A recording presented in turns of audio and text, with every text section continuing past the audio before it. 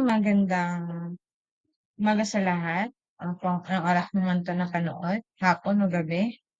Yan. So, unahin niyong panoorin yung mathematics na discussion before kayo mag-proceed sa Filipino. Okay? Sige. So, wag na tayong magpatumpik-tumpik pa, no? Yan. Okay? So, nung nakaraang mga araw, ang ginawa niyo lamang sa asignaturang Filipino ay nagbasa kayo ng isang epiko tungkol kay Indarapat. Ano ba yun? Tungkol kay Sulaiman. Yun na lang. Yan. So, tungkol sa isang leader, no? Or pinuno. Ano nga ba yung katangian ng isang pinuno? Pag nag-handle siya ng kanyang mga tao or sa isang nasyon o isang lugar, no? Ano mga ba yung mga katangian nila? So, ngayon, bagong topic na tayo, no? Bagong lesson na tayo sa Filipino. And sa kasamaang palad, wala akong aklat na nadala. Hindi ko nadala yung mga aklat na, pero kukunin ko pa sa school. So, kahit hindi ko dala, alam ko yung next na lesson ninyo, no, para sa Filipino or sa asignaturang Filipino. At ito ay tungkol sa parirala, sugnay, at pangungusap. So, ngayon, kunin niyo yung aklat niyo sa katig. Tingnan niyo yung Unit 4 sa Table of Contents. Hanapin niyo yun at hanapin niyo yung page, no? Pasensya na talaga. Hanapin niyo yung page ng parirala, sugnay, at pangungusap. Okay? Sige. At nang nahanap na ninyo, pwede rin tingin kayo sa aklat. Kung hindi nyo manahanap, okay lang, ayos lang. Tingin na lang kayo dito sa video. Ha? Sige. So, wag na tayong masyadong patagal-tagal pa. Actually, hindi ako nakapag-prepare talaga ng mga motivation, no? Yung mga activities na marami. So, pure explanation tayo or discussion tayo ng mga lessons and topics for today, no? And for the next lessons. Okay? Diretso na tayo. Okay, pag sinabi nating parirala, in English, phrase. When we say parirala, no? Hindi po ng mga salitang hindi buo ang diwa. Wala ito simuno o panaguri. No?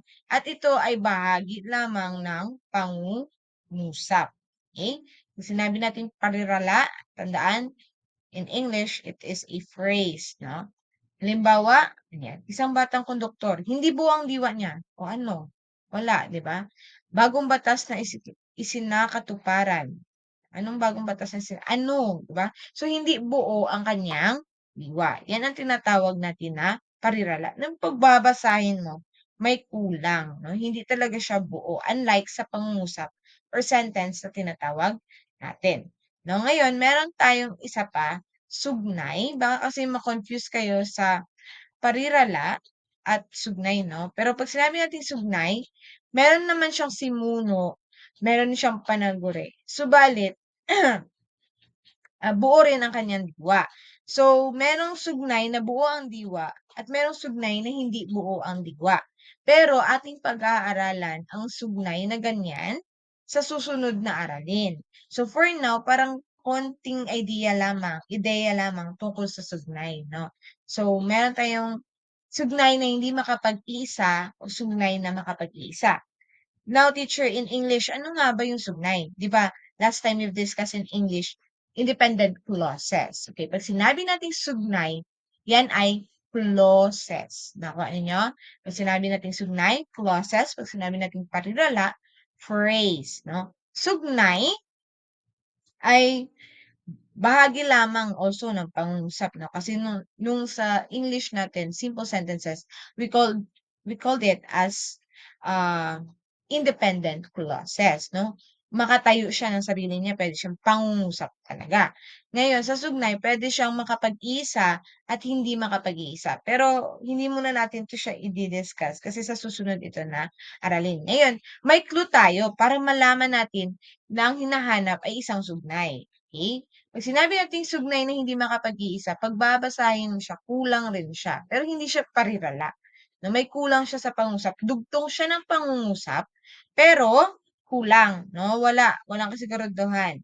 Okay? So, paano ba namin malalaman, teacher? O, binibiningkit kung sugnay po ba yan or parirala?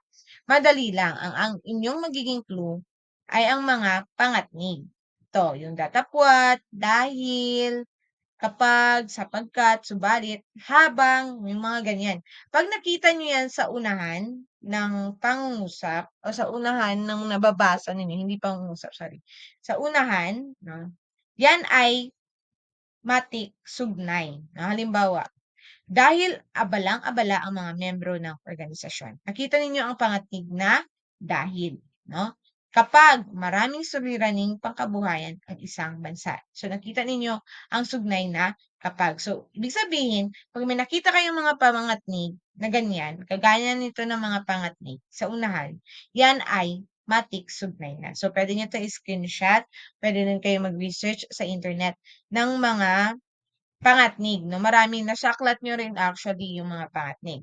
Yan, habang, maging, kapag, kaya, nang, no? Nang na N-A-N-G ha.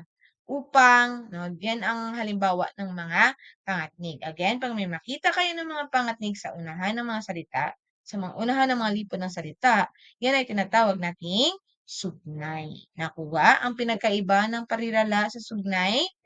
Yan. So, sige, again, ang parirala, phrase, ang sugnay, clause.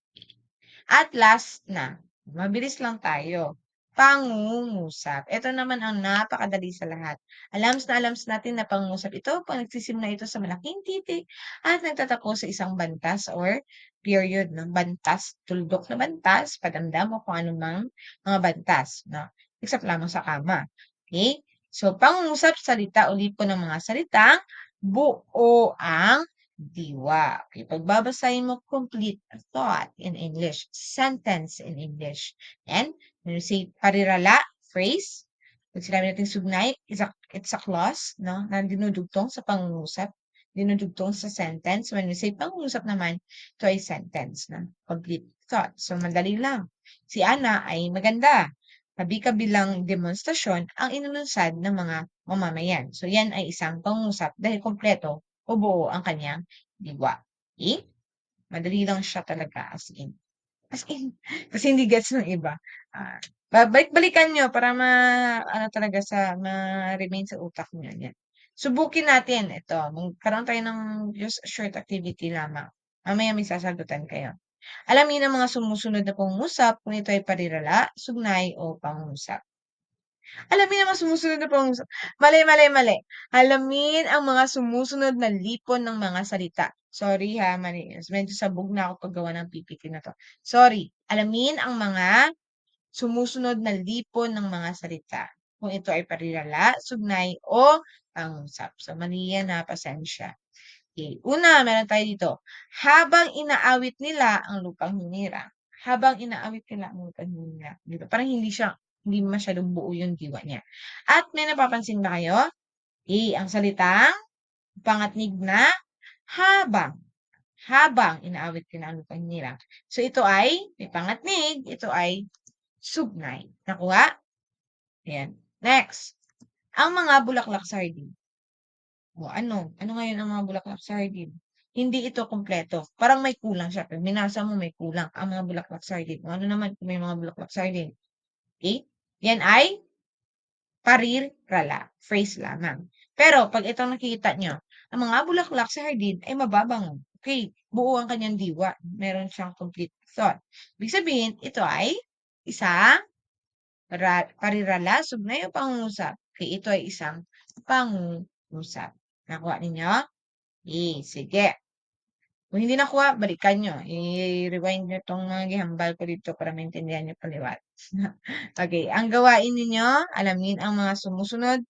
Nalipon ng mga salita na naman po tayo, na mali na naman ako dyan. Isulat ito sa sagutang papel. So, screenshot nyo ito. Screenshot. In 5, 4, 3, 2, 1. Huwag nakopyahin ang mga lipon ng salita. kopyahin lamang yung panuto sa taas, isulat sa papel, picturean at isend sa ICLS Neutron. Okay, so dalawang subject lang siguro kayo ngayon. Math lang siguro at Filipino at bukas ay English at English, Science at ESP. Okay? Meron pa ba ako hindi na-discuss sa inyo? Okay, so yun lamang, no? So, Filipino kayo ngayon at mathematics. So, imposible naman na hindi nyo yan matatapos. Dalawang subject lang kayo ngayon araw. No? So, sana naintindihan. Malinaw ba ang parirala, sugnay o pangusap? Tandaan lamang sa sugnay ha, may pangatnig. Hindi nyo alam ang pangatnig, balikan nyo sa aklat nyo, may mga listahan ng pangatnig doon. No? Again, pag nagsisimula ito sa pangatnig, ito ay sugnay na. Pag hindi ito kompleto, hindi buwang diwa, pag binasa mo parang may kulang, yan ay parirala. Pag sinabi naman natin pangusap, buo ang kanyang diwa. So dito sa dito sa mga pinasagot ko ngayon, pinapasagot ko sa inyo ngayon, hindi siya nakasulat sa malaking titik at wala siyang bantas, kahit pangungusap siya. Para malaman ko kung alam nyo talaga ang parirala, sugnay o pangungusap. So, titignan nyo kung buo ang kanyang diwa o hindi. No? Sige. Pasensya na kung hindi ko nilagay yung malaking titik at nagtatapos sa period ha. Pero, meron talagang pangungusap dyan. No? Buo ang diwa. Meron dyan buo ang diwa. Hindi lang siya nakasulat sa malaking titik at nagtatapos sa bantas. Okay? Sige. So, yun lamang. Salamat sa pakikinig. Sana gawin ninyo yan. No? Any time of the day, pwedeng gabi, masend before 12 11:59 na. Hanggang 11:59 na, sige, send. Basta makita lang talaga, makikita ko yan sa ICLS Neutron, sa private message nyo, makikita ko naman yan kung anong oras kayo nag-send. No? Anong araw kayo nag-send. So, sana gawin ninyo habang fresh pa, habang pinapanood nyo, gawin nyo na agad yung activity, pero wala na kayo masyadong iisipin. Okay? Nakuha? Ayan. So, yan lamang para sa ating Filipino. Okay? Magandang araw sa lahat at paalam!